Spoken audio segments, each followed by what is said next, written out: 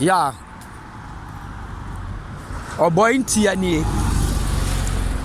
Yaka na ya ase ne ya twere.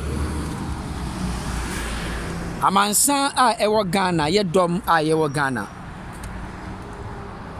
Montie asem we ya mekan na yentu ye hofo emfiri enoma bi ho.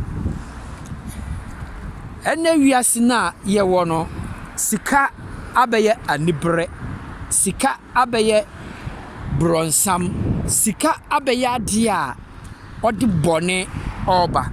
Nanka sika nso ye adepa. Nanso ne kwanya ye fa so a ye pesika ntino. Sika abeye demon amaye.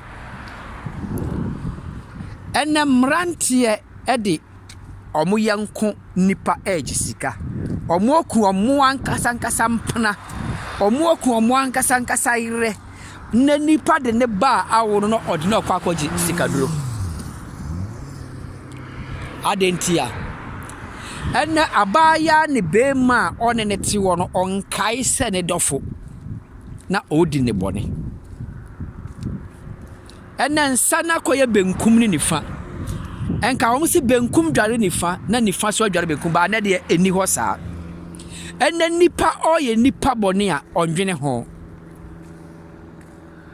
Onua momma ya masika yankai hunu se sika eye pipa ubetima so sika mu atim ba nipa untimi so no mu entim se ukọ toilet ewa abonten a ubetindi sika apopa woto ba unua one nan no obetima akosansuo aba mo wa wohoro ho